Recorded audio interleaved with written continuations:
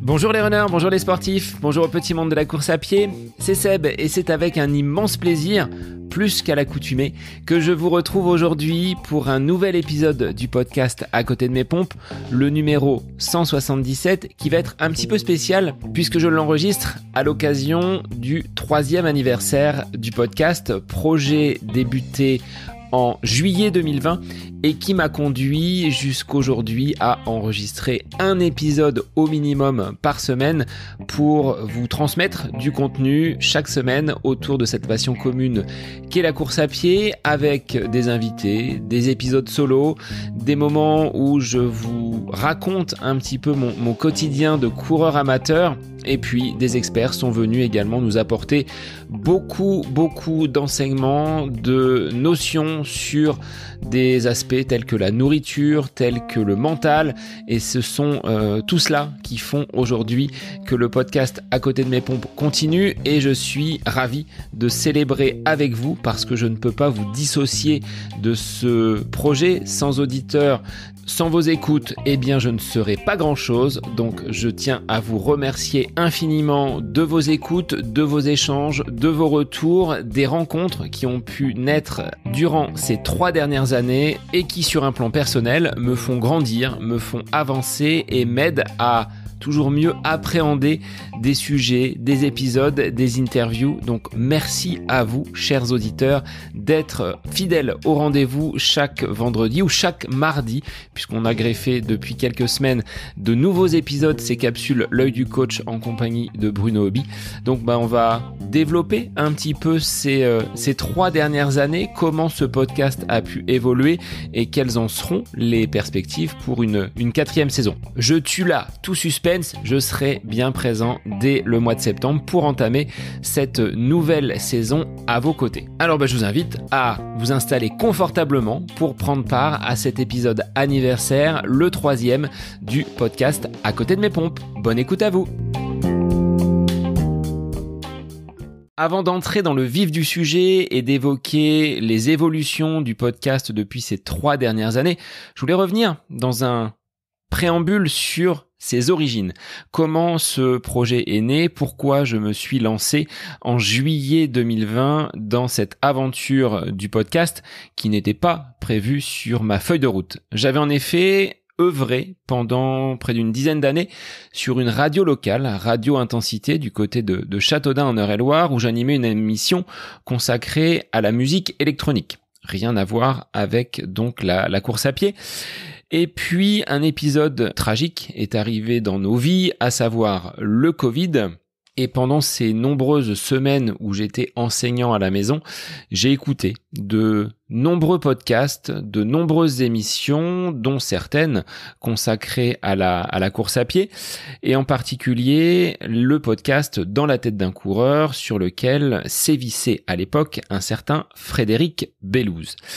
Fred, je l'ai rencontré quelques semaines avant le lancement du podcast À côté de mes pompes, puisqu'il collectait des tenues, des vêtements, des chaussures pour des athlètes éthiopiens et il organisait donc un envoi groupé de tout ce qu'il pouvait récupérer. J'avais effectué une collecte auprès des membres de mon club de course à pied, mais avec cette pandémie, je ne pouvais transmettre à Fred ces nombreux colis récupérés. En juillet, une fenêtre s'est ouverte et on a eu cette possibilité de rencontre. Je suis donc monté sur Paris où nous avons convenu d'un point de rendez-vous et je lui ai donné donc ces nombreux sacs de vêtements, de chaussures à destination de ces athlètes éthiopiens. Et puis, dans la discussion, nous avons évoqué le podcast Dans la tête d'un coureur qu'il animait à l'époque et je lui ai fait part de mon envie, de mon côté, en tant que sportif amateur, d'évoquer mon quotidien de coureur à pied et de mêler ce côté audio qui, d'une certaine façon, me rappelle la radio telle que j'ai pu la pratiquer pendant quelques années. Et cette rencontre avec Fred a été déterminante puisqu'il m'a dit « Eh bien, vas-y, lance-toi, il y a de la place de toute façon pour constituer un nouveau podcast et te faire ta propre audience. » Quelques jours se sont passés et j'ai enregistré la bande-annonce et le premier épisode consacré à des conseils sur la course à pied en période d'été sous forte chaleur le 27 juillet 2020, donc pile poil il y a 3 ans, avec un matériel tout autre. J'étais dans ma salle de bain avec mon téléphone, ce micro-casque qui est fourni avec vos appareils mobiles composés, équipés d'un micro, et une application qui était l'application Encore qui, elle, a migré depuis dans le giron de Spotify. Mais avec vraiment des conditions rudimentaires d'enregistrement, une qualité sonore qui n'était pas celle affichée aujourd'hui, mais j'ai osé me lancer, j'ai osé appuyer sur le bouton enregistrer avec quand même une part d'angoisse. L'angoisse d'un coureur amateur sans grand résultat, mais animé d'une passion, d'une curiosité telle que je ne pensais pas, en appuyant sur ce bouton, être là aujourd'hui à échanger avec vous et à faire le bilan d'un podcast qui compte aujourd'hui 177 épisodes avec pas loin de 80% d'épisodes qui sont des interviews dans lesquelles des invités sont venus se livrer sur leur parcours. Donc c'est quelque chose d'assez exceptionnel, mais d'improbable pour moi si je remonte au 27 juillet 2020. On l'a tous vécu, c'est ce syndrome un petit peu de l'imposteur, où l'on se dit que l'on n'est pas forcément la personne la plus à même de parler de tel sujet, d'aborder cette problématique. Et dans mon cas, en tant que coureur à pied, comme je l'ai dit, je n'ai pas une expérience démesurée, je n'ai pas de diplôme, je n'ai pas de podium à mon actif ou quand bien même de chrono qui puisse me permettre d'être légitime à parler running. Malgré cela, au fil des épisodes, j'y ai pris goût. J'ai été tout d'abord surpris par ce retour, celui que j'avais dans les oreilles, à savoir ma voix. On a pour habitude de parler, mais de faire ressortir sa propre voix à travers un micro, à travers un autoradio, à travers un téléphone portable lorsqu'il s'agit de s'écouter, c'était quelque chose de nouveau pour moi. Et une fois passé cet effet de surprise, j'y ai pris goût. Pris goût à enregistrer semaine après semaine des épisodes qui, au départ, étaient des épisodes solo. De cette première dizaine d'épisodes, j'en ai tiré beaucoup de satisfaction. Les premiers auditeurs se sont fait connaître, se sont manifestés sur les réseaux puisque j'avais en parallèle alimenté et créé un compte Instagram et Facebook, mais je trouvais qu'il manquait quelque chose. Le podcast est un lieu d'échange pour moi, un lieu de rencontre et tout naturellement, c'est vers des invités que je me suis tourné. Le tout premier, c'est Sébastien, un ami coureur à pied qui sévissait du côté de Beaugency sur ma sacro-sainte piste, avec qui nous avons enregistré un épisode pour parler de son parcours, épisode dont la qualité audio n'était pas vraiment au rendez-vous. Et ça a été un point de vigilance que je m'applique toujours aujourd'hui à soigner. On a rencontré quelques difficultés dans la transmission, dans la transcription, et l'épisode de ce premier invité n'était pas à la hauteur de la qualité de Sébastien, et je le regrette un petit peu. Si je dois regretter quelque chose sur ces nombreux épisodes, c'est bien celui-ci. Non pas de l'avoir invité, mais d'avoir restitué une qualité sonore plus que médiocre. Alors on s'est dit avec Sébastien qu'on enregistrera un épisode où on reviendra sur son parcours et dans la saison 4, je pense qu'il reviendra de nouveau. Alors si vous voulez l'écouter et tendre l'oreille, je vous renvoie vers ce premier épisode avec invité, mais la qualité n'était pas au rendez-vous. Cela étant dit, j'ai trouvé l'exercice très intéressant de faire parler mes invités, mes experts, mes athlètes de haut niveau, mes athlètes amateurs, de leur parcours. Je ne suis pas là pour briller. Je m'efface bien souvent derrière mon micro, derrière mon écran, puisque les enregistrements se font à distance par le biais de la plateforme Zoom ou Zencastr. Ça dépend des profils. Mais je tiens à avoir cette écoute auprès de mes invités. La priorité, c'est bien celle-ci. Moi, je suis pas là pour briller. Je veux, entre guillemets, que les invités puissent se livrer, évoquer des sujets qu'ils n'ont pas eu l'occasion d'évoquer sur d'autres plateformes, lors d'autres interviews, et je suis pas là pour leur couper la parole. Et si j'invite quelqu'un à venir s'exprimer sur le podcast, c'est pour qu'il puisse développer ses réponses. C'est un peu comme cela que je présente la démarche et les différentes étapes de l'enregistrement d'un podcast. Tout commence par une prise de contact, bien souvent sur les réseaux, sur LinkedIn ou par recommandation, puisqu'il m'arrive d'avoir des invités qui me sont recommandés ou du moins dont j'obtiens les coordonnées par une tierce personne déjà passée ou non par le podcast. Ensuite, on convient d'un rendez-vous et puis arrive ce temps d'enregistrement. Et pour être clair et franc avec vous, quand il s'agit des épisodes avec invité, la coupure n'existe quasiment pas. Il m'arrive souvent de ressentir une certaine retenue des invités, mais ça c'est le cas en début d'épisode. Une fois que les invités ont délaissé un petit peu ce côté micro, ce côté enregistrement, ils sont plus à même de se livrer et la discussion est partie. Je ne coupe que rarement, voire jamais ces interviews qui vous sont livrées d'une seule traite. Là, aujourd'hui, en enregistrant cet épisode, c'est quelque chose de beaucoup plus laborieux pour moi puisque je n'ai pas quelqu'un qui me renvoie l'appareil, qui peut me servir pour fixer la conversation. Là, je suis seul face à mon écran et je n'ai pas cette personne qui, de l'autre côté, peut me renvoyer la balle. Donc, c'est sans doute pour cela que vous retrouvez sur le pourcentage d'épisodes près de 80% d'interviews. C'est beaucoup plus simple pour moi, même si ça prend peut-être un petit peu plus de temps. Il faut caler les rendez-vous, il faut prendre contact avec les invités, il faut les choisir, il faut les cibler.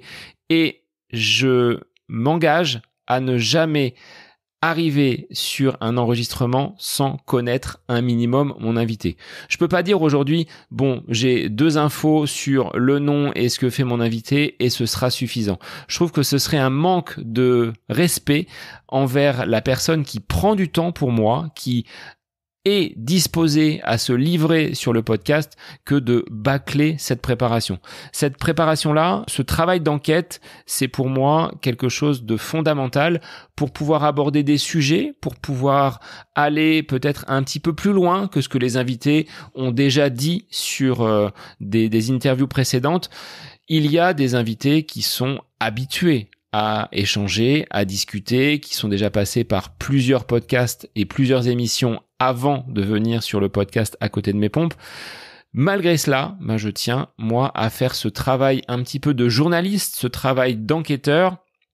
Je suis pas un expert, je suis quand même un amateur éclairé, curieux, justement, de ce profil d'invité. Et donc, je veille à soigner cette préparation. Donc, effectivement, ça prend du temps, mais j'en tire énormément de plaisir et énormément de bénéfices, puisque semaine après semaine, invité après invité, j'enrichis, vous voyez, comme une bibliothèque de connaissances qui va se remplir au regard de ce que mes invités vont pouvoir me transmettre, des questionnements que l'on va pouvoir aborder, des connaissances qu'ils vont également venir étayer par rapport à leur expérience, à leur expertise. Tout cela fait qu'aujourd'hui, le podcast à côté de mes pompes n'est pas seulement un lieu où des sportifs viennent parler de leur pratique. Il y a ce côté connaissance, cet enrichissement dont je suis le premier à bénéficier et dont j'ai plaisir derrière à vous transmettre parce que vous êtes de plus en plus nombreux et ça se traduit par des écoutes de plus en plus nombreuses et ça me ravit. Mais dans un premier temps, j'en tire déjà, moi, une satisfaction personnelle de pouvoir échanger avec ces personnes, ces experts, car ce qu'il faut pas oublier, si je n'avais jamais osé appuyer sur le bouton, je n'aurais jamais été en contact avec toutes ces personnes. Alors, pour certains, peut-être, s'ils sont de la région, mais jamais des personnes qui se trouvent à l'autre bout de la France, à l'autre bout de la planète, j'aurais été en mesure d'échanger avec elles. Et c'est déjà, pour moi, je trouve, une source de satisfaction. De toutes les étapes qui vont suivre, à savoir le montage, la réalisation des introductions, la publication sur les réseaux, c'est de loin l'interview, cette rencontre à chaud qui me satisfait et me comble le plus. L'envers du décor, un petit peu plus technique, où il faut mettre les mains dans le fichier audio, le compresser, ajuster les niveaux, faire ensuite la publication sur les différentes plateformes, sur l'hébergeur, c'est un petit peu plus laborieux, mais il faut en passer par là. J'ai pas le choix, ça fait partie du job, je réalise tout de A à Z, il n'y a pas d'intermédiaire, il n'y a pas de prestataire qui viennent me donner un coup de main pour ces différentes étapes. En gros, si je regarde sur une semaine ce que représente le temps accordé au podcast à côté de mes pompes, c'est environ une demi-journée. Entre l'enregistrement, qui dure à peu près 1 heure, le montage, qui va avec la réalisation de l'introduction s'approcher également d'1 heure de travail. S'ensuit la publication sur les réseaux. On est à peu près dans cet ordre d'idées. Même s'il y a des semaines qui sont bien plus denses, puisque j'arrive à compacter 2-3 enregistrements semaine pour avoir toujours un petit peu d'avance. Là, avec mon départ en vacances prochain, j'ai déjà bouclé 4-5 épisodes. Je sais à peu près jusqu'à la rentrée où je vais me situer. Ce qui me permet de me reposer derrière sur 3-4 épisodes et de ne pas être toujours dans l'urgence à trouver un sujet, à trouver un invité. Ça prend du temps, parfois. Certains vont répondre instantanément. Les agendas des uns, des autres, le mien ne s'accordent pas toujours aussi facilement. Donc, je préfère anticiper pour garder ce fil conducteur. C'est-à-dire que depuis le 27 juillet 2020, j'ai été en mesure de vous apporter semaine après semaine au minimum un épisode hebdomadaire. Alors je tiens à garder ce fil conducteur, à ne pas rompre la chaîne. Il y a peut-être eu en 3 ans 1 ou 2 vendredis où la publication s'est faite un petit peu plus tardivement pour des raisons qui n'étaient pas de mon ressort. Des problèmes techniques liés à la connexion Internet m'empêchaient de pouvoir le publier. C'est pour cela qu'aujourd'hui, je préfère prendre des taquets beaucoup plus grands afin de garder le rythme. Et puis, comme j'en avais pas suffisamment assez, eh bien depuis quelques semaines, depuis le mois d'avril, avec Bruno Heuby, nous nous sommes lancés dans des capsules beaucoup plus courtes. Ça s'appelle l'œil du coach, si vous ne l'avez pas encore écouté. C'est une capsule qui est publiée le mardi. L'épisode hebdomadaire initial, lui, c'est le vendredi, dans un format un petit peu plus long. Mais ces capsules, l'œil du coach, visent à répondre à une question dans un temps limité, 10 à 15 minutes, pas plus. Et j'ai fait donc la connaissance de Bruno après que nous ayons enregistré 2 épisodes long format.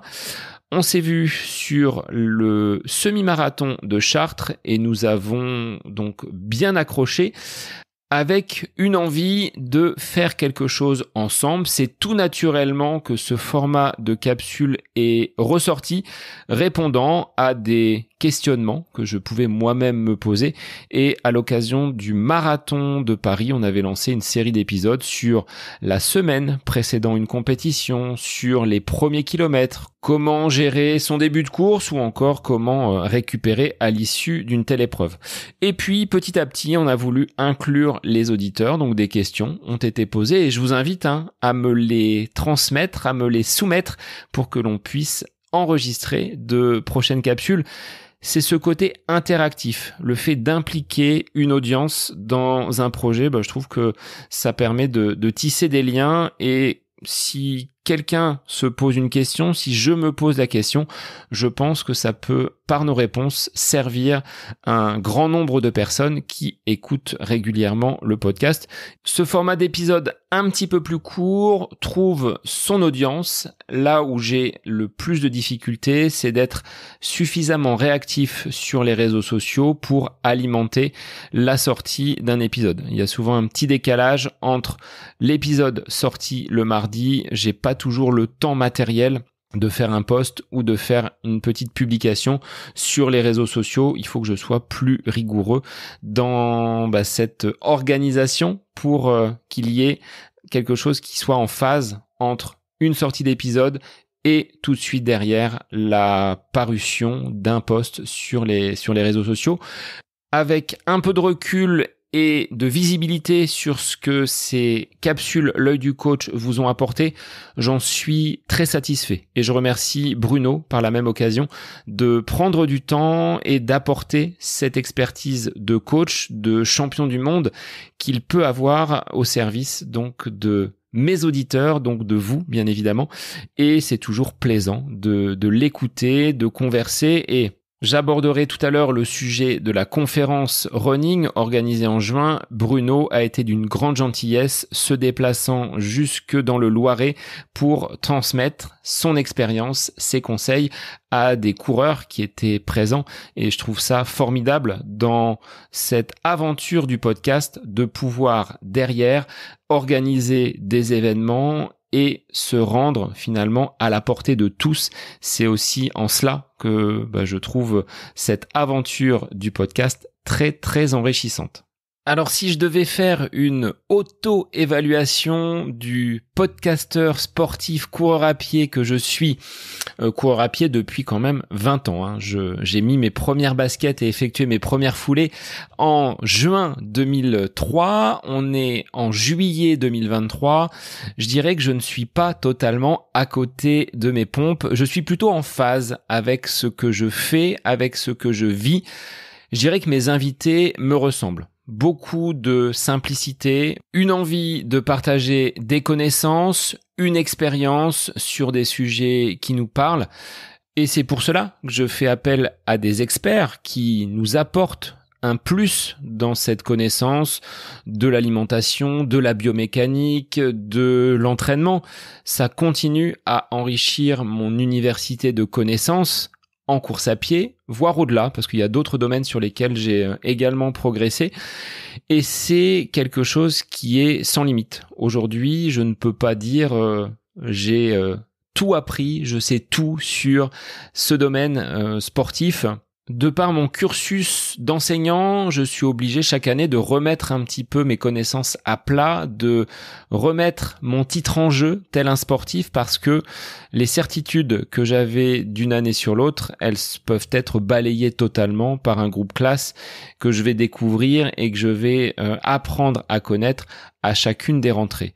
Eh bien, en course à pied, je dirais que c'est pareil. Les certitudes, c'est bien sur certains aspects d'en avoir, mais il faut pas être trop confiant et bien souvent, par un angle différent, par une approche qui va être un petit peu innovante, par un invité qui aura un point de vue complètement opposé au mien, ça va me permettre de progresser et d'avancer. Donc c'est tout cela qui est une source d'enrichissement permanente et qui font que je suis aujourd'hui, en 2023 et depuis 2020, un coureur à pied bien plus averti et bien plus expérimenté que je ne l'étais en 2003. J'aurais aimé connaître toutes ces choses et découvrir des podcasts bien avant 2020. Mais j'ai fait l'expérience de la blessure, l'expérience de certains choix qui n'ont pas toujours été très probants, conduisant bien évidemment à des périodes d'arrêt relativement longues. Aujourd'hui, avec ces informations, ces experts que j'ai à ma disposition, ça me permet parfois de me sortir de certaines situations qui pourraient dégénérer et qui sont finalement régulées assez rapidement. Je relèverai 2 moments qui sur les 2 dernières années ont été compliqués. C'est ces 2 périodes de mal de dos où la motivation était moindre, j'avais moins envie de courir, j'étais parfois moins motivé à enregistrer des épisodes, comme si mon état physique allait de pair avec mon envie et ma motivation à faire avancer le podcast. J'étais moins motivé également pour accompagner des personnes que je suis sur le côté entraînement. Et ces douleurs de dos ne sont pas des douleurs anodines. C'est bien souvent la conjonction d'énormément de projets qui sont menés de front. J'ai du mal à être à rien faire. Être à l'arrêt, c'est quelque chose qui pour moi est quasiment impossible. Il faut toujours que je bouge, que je fasse quelque chose, et si je termine un projet, j'ai déjà l'idée en tête de mener autre chose. Donc c'est un petit peu usant, un petit peu fatigant parfois, et pour les personnes qui m'entourent, mais c'est dans ma nature. Je peux pas faire autrement, et quand je me lance dans un projet, eh bien je le fais à fond. Et sur ces 2 épisodes de Lombalgie, donc en mars-avril 2022 et de nouveau là en mai-juin 2023, j'étais là, carrément à côté de mes pompes. J'étais à l'arrêt, ne pouvant pas pratiquer mon sport de prédilection qui fait office également de soupape, c'est-à-dire que étant enseignant, j'ai besoin de m'aérer, j'ai besoin d'aller me défouler, de pratiquer un sport en extérieur. Je suis adepte bien évidemment du renforcement musculaire, mais si je peux le faire à l'extérieur, c'est bien mieux. Et là, avec cette période de blessure, toujours la même, lombalgie, bas du dos, blocage donc de tout ou partie de cette zone dorsale, j'étais dans un état d'esprit vraiment ailleurs. J'avais cette difficulté à me concentrer sur des projets, à le faire avancer, et miraculeusement ou pas, vous allez me dire, dès que j'ai commencé à remettre quelques séances dans mon agenda, alors elles étaient infimes les premières, 3 fois 1 minute de course, 1 minute de marche, après 5 fois 1 minute de course, 1 minute de marche, eh bien j'ai retrouvé cet élan, cette motivation, cette énergie pour repartir de l'avant. Donc c'est ces 2 moments-là, ces 2 périodes vraiment où j'étais en souffrance. Le mal de dos, je pense que c'est quelque chose qui est difficile à supporter pour moi. La 2e période, l'épisode là, au mois de mai-juin, j'ai dû me résoudre à prendre des anti-inflammatoires, ce qui n'a jamais été le cas auparavant. Je ne pouvais plus bouger. Je me rappelle un samedi matin avoir accompagné Adam, mon plus jeune fils, sur un plateau de football dans sa catégorie, étant la personne qui encadre l'équipe, et j'ai mis presque une demi-heure avant de pouvoir sortir de la voiture, comme un petit papy grabataire qui avait du mal à se déplacer. Ça n'a pas duré, heureusement, trop longtemps, et aujourd'hui, on est quelques semaines après cet épisode douloureux. J'ai été remis sur le droit chemin par quelqu'un qui à la base est un invité, Xavier, que vous avez déjà écouté et qui fait pas office, c'est mon entraîneur aujourd'hui. C'est la personne qui calibre mes entraînements et qui m'a fait progresser sur l'année écoulée, même si j'avais expérimenté auparavant avec David Goss entre le mois de novembre 2020 et la période de avril 2022, cette méthode d'entraînement à distance. Je me suis beaucoup questionné sur le fait de prendre un entraîneur parce que, comme je le répétais en introduction, je n'ai pas un niveau d'athlète pouvant prétendre à des performances de haute volée, à des podiums ou à des victoires en compétition, mais je voulais expérimenter cet apport d'un coach extérieur sur ma pratique avec quand même quelques particularités.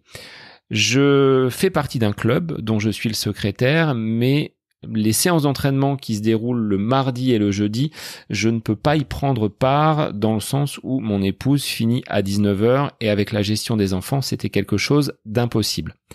Par ailleurs, lorsque vous êtes en club, et je vais pas refaire un épisode sur le sujet, mais quand vous êtes 70 à 80 à réaliser la même séance d'entraînement, eh bien ça ne convenait pas forcément à mes objectifs de course. Que ponctuellement on puisse réaliser une séance avec un groupe, ce que je fais désormais le mercredi avec de la course à pied et beaucoup de renforcement musculaire, ça s'intègre dans un plan d'entraînement.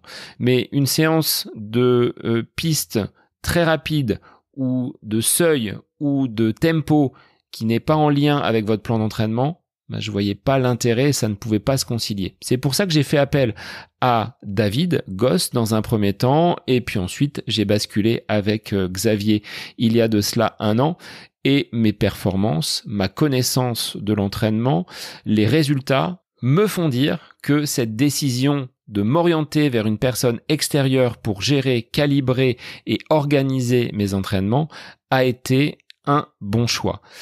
Alors oui, j'ai eu des remarques. Des personnes m'ont dit « Mais pourquoi tu prends un coach ? Vu ton niveau, t'en as peut-être pas besoin. » Ou encore « Pourquoi payer un coach alors qu'on trouve des plans d'entraînement sur Internet ?»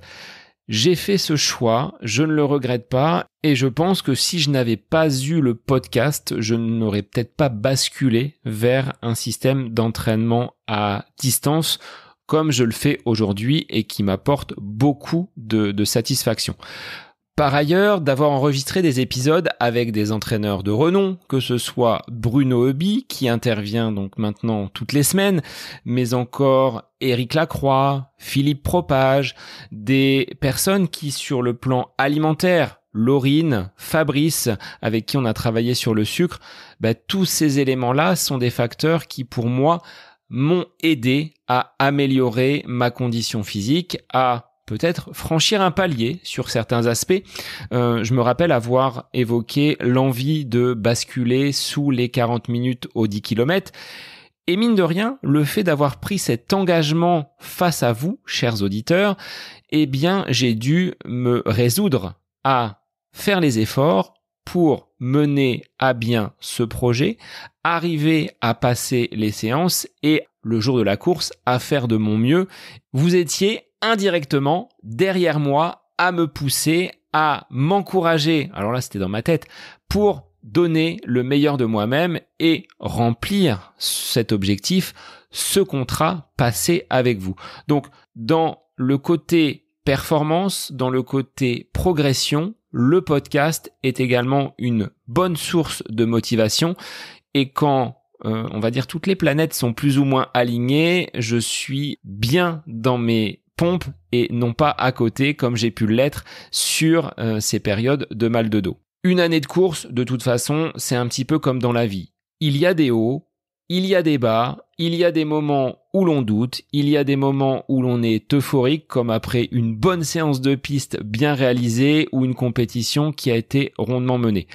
J'ai vécu un bel été 2022 avec des courses probantes à l'automne, s'en est suivi un semi-marathon où les résultats n'ont pas été à la hauteur de mes performances, avec un contexte familial qui était un petit peu chamboulé avec l'hospitalisation de mon plus jeune fils.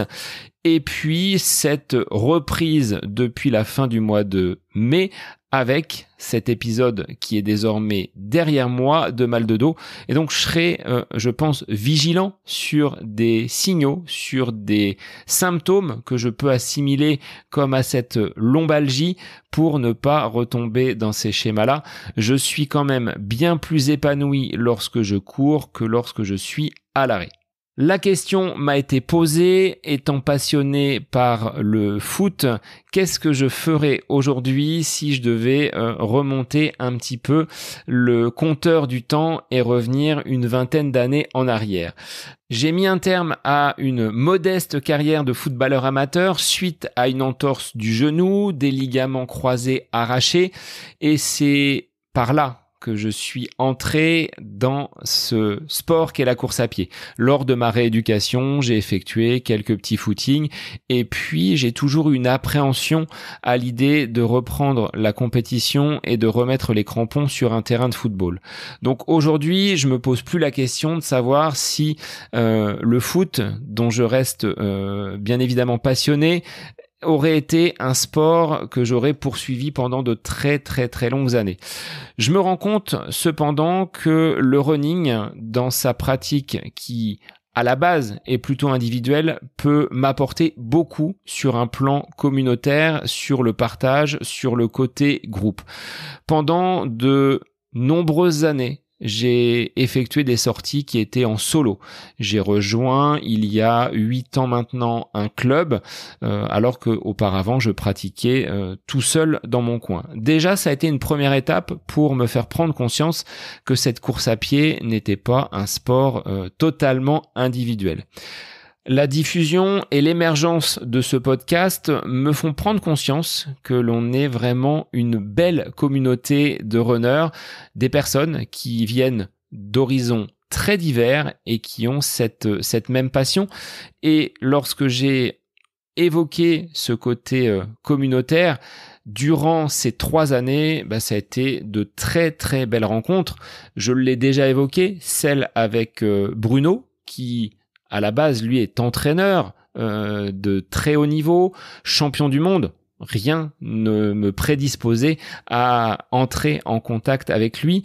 Lors du marathon de Paris, ça a été également un très beau moment d'échange avec des personnes, auditeurs ou invités que j'ai pu croiser, que ce soit Guillaume et Romain de l'application RunMotion, Julie, Lucie que j'ai retrouvée pour son arrivée lors de son 2e marathon, Mathieu et Alix qui étaient donc présents également sur cette ligne d'arrivée. À l'occasion de ce marathon, j'ai même obtenu une accréditation. Ce qui personnellement représente une satisfaction, preuve que le travail, du moins l'activité, la passion générée autour de ce podcast est pertinente et j'en tire énormément de satisfaction parce que ça ouvre des portes pour de futurs grands événements sur lesquels je pourrais potentiellement me rendre. Au-delà de ces rencontres, on va dire institutionnelles à l'occasion d'une course, j'avais pu croiser Kylian, j'ai pu croiser Pierre, Laurent, j'ai tout un tas de personnes comme cela qui font partie des auditeurs et avec qui j'ai pu échanger. Le Seb que vous entendez dans vos oreilles toutes les semaines n'est pas différent du Seb que vous allez pouvoir croiser dans la vraie vie.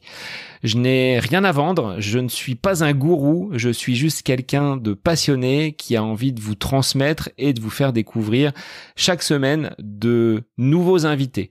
Et ce côté partage, il a pris une dimension un petit peu plus grande lors d'une conférence organisée donc en juin dernier, sous l'étiquette du podcast À côté de mes pompes, bien évidemment, autour de la prévention des blessures dans notre sport qu'est le running. Des auditeurs étaient présents et ils ont pu bénéficier des conseils, de l'expertise de personnes comme Bruno, qui s'est déplacé de Reims jusque dans le Loiret pour animer la conférence et le lendemain organiser une séance d'entraînement, mais également de Julien, un préparateur physique, et de Bruno, mon podologue. Donc tout cela rend vraiment vivant et réel ces différentes interviews, ces échanges que je peux avoir de façon digitale avec mes invités. À travers ces conférences, c'est une avancée supplémentaire que je souhaite reproduire. J'ai d'autres idées d'invités qui seraient à même de venir transmettre leur expertise auprès de coureurs amateurs et je trouve qu'on apporte là une plus-value dans notre connaissance et dans les échanges que l'on peut avoir. Ce que je disais tout à l'heure, certes, nous sommes dans un sport individuel, mais on a tellement à apprendre les uns des autres que c'est temps de conversation, ces temps de transmission de connaissances sont pour moi des choses que j'ai envie de reproduire dans les mois et les années à venir. Par ailleurs, au-delà de ces projets de conférences, de médiatisation du podcast, nous menons depuis 2021 avec Céline et Pascal des magasins Running Conseil d'Orléans différentes sorties, différents testings autour de la course à pied. Et le 10 septembre prochain, du côté d'Orléans, vous me retrouverez pour une intervention avec 3 marques. Saucony, Baou Nutrition et BV Sport. Là aussi, c'est de fédérer un maximum de personnes pour découvrir des marques et à l'occasion de ce testing, d'aller à la rencontre donc de sportifs qui partagent exactement la même philosophie. C'est Saucony, c'est une marque que j'apprécie, donc ce sera autrement plaisant. Mais je remercie les gérants de ces magasins spécialisés de course à pied, Céline et Pascal, de m'accorder ce rôle d'ambassadeur puisque nous partageons des valeurs communes. Nous sommes des passionnés, nous avons envie de partager ces valeurs, cette simplicité dans la pratique. Que l'on soit de niveaux très différents, on a tous plaisir à se retrouver lors de sorties. Et là aussi, le podcast a été un bon moyen pour pouvoir décrocher cette étiquette d'ambassadeur dont je suis fier et dont je souhaite faire profiter un maximum d'auditeurs. Alors là, peut-être plus spécifiquement dans la région d'Orléans. Au-delà de tout ce que j'ai pu apprendre à travers les épisodes du podcast, à travers mes différents invités, j'ai entamé une formation d'entraîneur donc en 2022, fin 2021, début 2022, et j'ai des modules que je souhaite découvrir et toujours monter en compétences pour apprendre afin ensuite de tester, d'expérimenter sur le terrain, dans mon club avec ces personnes qui me rejoignent le mercredi pour des séances spécifiques de renforcement musculaire et de course à pied. Alors, on est sur de la réathlétisation pour certains, de la prise en charge pour débuter une activité physique en course à pied pour d'autres. Bref, des profils très divers, mais c'est aussi pour des personnes qui, à distance, souhaiteraient accomplir des séances d'entraînement, être accompagnés dans des objectifs. On peut cheminer ensemble et je vous invite pour celles et ceux qui seraient intéressés à me contacter. Alors, j'avais évoqué un projet de course en 2024 avec cette perspective des Jeux Olympiques. Jeux Olympiques dont la flamme passera le 10 juillet du côté de Main-sur-Loire, donc c'est à 7-8 km de la maison dans le Loiret. J'aurais dit oui il y a un mois de cela. J'ai été motivé pour organiser une course sur Beaugency, petit village en bord de Loire où j'exerce mon activité d'enseignant avec un projet associatif puisque si j'organise une course, elle se fera dans un but un petit peu caritatif. Aujourd'hui, je suis beaucoup plus mesuré pour deux raisons. La première, c'est que la municipalité qui m'avait donné son accord en février dernier n'est pas revenu vers moi et j'ai pas plus de nouvelles que cela depuis ces 6 derniers mois, ce qui me pose un petit peu souci parce que quand on veut organiser quelque chose sans le soutien de la mairie, qu'il soit moral ou financier ou logistique, c'est un petit peu plus difficile en tant qu'organisateur. Et puis secondement, je pensais que mon club de course à pied allait être bien plus réceptif à ce projet. Or, des membres ont émis au niveau du bureau quelques réticences, donc je ne veux pas me traîner cette organisation de course comme une charge supplémentaire, même si j'aimerais, et je l'ai déjà fait à 2 reprises, de nouveau organiser une compétition. J'ai une association, une famille, et je salue Christophe, Nathalie et les enfants pour qui cette course aurait dû être organisée. À l'heure où je vous parle, donc en ce 27 juillet 2023, ce sera, je pense, en stand-by parce que je n'ai pas suffisamment de garanties pour mener à bien ce projet. Si j'organise quelque chose, il faut que ce soit cohérent sur tous les plans. Or là, on part déjà sur quelque chose de bancal avant même que nous ayons entamé quelconque négociation ou projet. C'est, je pense, quelque chose qui sera reporté, mais dans l'année qui vient, je ne serai pas en mesure d'organiser une course sur le plan local. Cependant, je ne suis pas contre l'organisation de rassemblements, de manifestations, peut-être avec des auditeurs. Si vous souhaitez que l'on puisse réaliser une petite journée ou quelque chose autour du podcast À côté de mes pompes, mêlant un petit peu d'activité physique, eh bien, je vous invite à me faire un retour parce que ça, c'est quelque chose qui peut s'organiser en marge de toute compétition officielle. Sans trop m'avancer et sans faire durer le suspense, oui, il y aura bien évidemment une 4e saison du podcast À côté de mes pompes. Je suis toujours aussi motivé à vous livrer un épisode au minimum par semaine. Les capsules L'œil du coach reviendront à partir du début du mois de septembre avec Bruno. Il y aura de beaux invités à venir. J'ai un petit retard cependant sur la communication web. Le site À côté de mes pompes est en construction actuellement. Alors je fais beaucoup de créations pour des clients, mais j'éprouve les plus grandes difficultés à dégager du temps pour ce projet que je sais malgré tout important en termes de visibilité et de découvrabilité pour le podcast. J'ai, à l'occasion de la conférence du mois de juin, lancé une newsletter. Elle est partie pour les personnes qui étaient présents et qui ont pu recevoir les supports suite à cette conférence sur la prévention des blessures en course à pied. Là encore, pour alimenter une newsletter et vous faire bénéficier d'un contenu de qualité, ça prend du temps et il faut que je trouve sur quel rythme je pourrais vous la transmettre. Vous la verrez apparaître dans, je pense, les prochaines semaines. Je suis un peu là en décalage et à côté donc de mon programme tel que je l'avais initialement prévu. Le site internet, je vous en parle depuis un petit moment. Le nom de domaine a été réservé, mais pour l'instant, c'est en friche.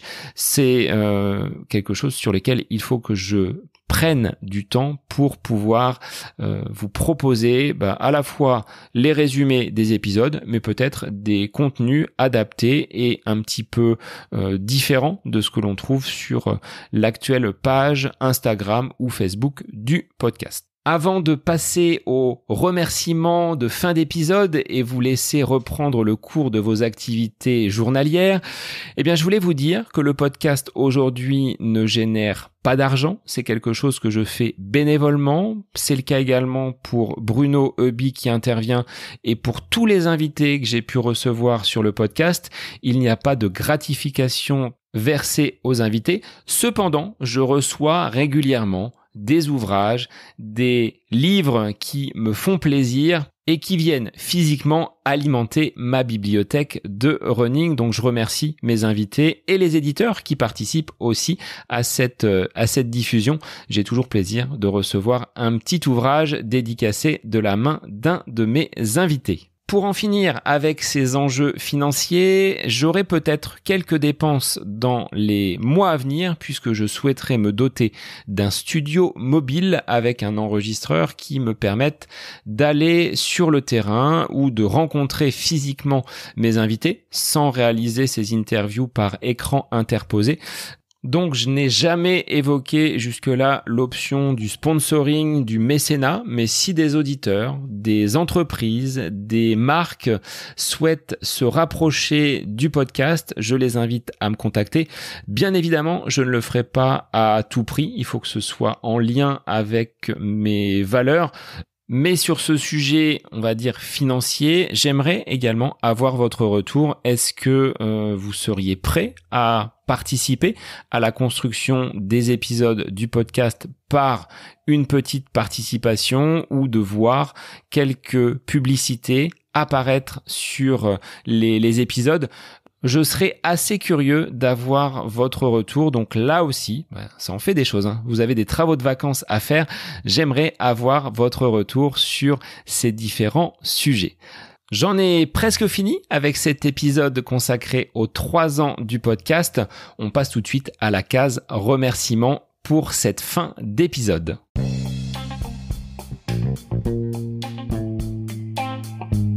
Clap de fin, en effet, sur ce 177e épisode en solo consacré au 3e anniversaire du podcast À côté de mes pompes. Je voulais tout simplement vous remercier. Remercier l'ensemble de mes invités d'avoir pris du temps, d'avoir accepté l'invitation du podcast À côté de mes pompes sur ces 3 dernières années. Merci à vous, chers auditeurs, de transmettre, d'écouter semaine après semaine, de diffuser le podcast autour de vous, de me faire des retours. C'est toujours très précieux, quel que soit le support, que ce soit par Facebook, que ce soit par Instagram, que ce soit par message direct pour celles et ceux avec qui j'échange plus régulièrement. N'hésitez pas à venir discuter, c'est toujours pour moi enrichissant d'avoir votre ressenti, d'avoir votre retour. Et je terminerai par deux groupes qui font partie de mon équilibre aujourd'hui.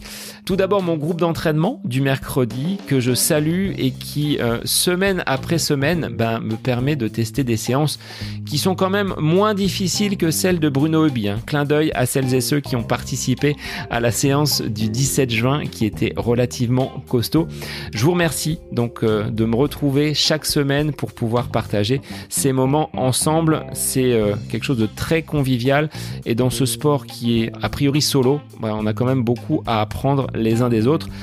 Et je terminerai par ma famille, Céline, mon épouse, Adam et Yael, mes deux fils et ma maman qui supportent ces enregistrements réguliers, ce temps que je passe à réaliser le podcast, mais qui fait partie aujourd'hui de mon équilibre. On a tous et toutes des projets, des ambitions, et bien je dirais allez-y, foncez, osez entreprendre, osez vous lancer. C'est ce que j'ai fait il y a 3 ans et c'est ce qui me ravit aujourd'hui et c'est ce que je vais continuer à faire dans les prochaines semaines. Mais dans la quinzaine qui vient, vous aurez un petit peu moins d'actualité puisque je mets les voiles direction la Loire-Atlantique. Cela dit, j'ai pensé à tout et vous retrouverez dès la semaine prochaine un épisode consacré à l'alimentation avec un invité très pertinent. Je vous en dis pas plus, mais je vous souhaite une belle semaine et je vous dis à très vite pour un nouvel épisode du podcast À côté de mes pompes. Belle semaine à vous!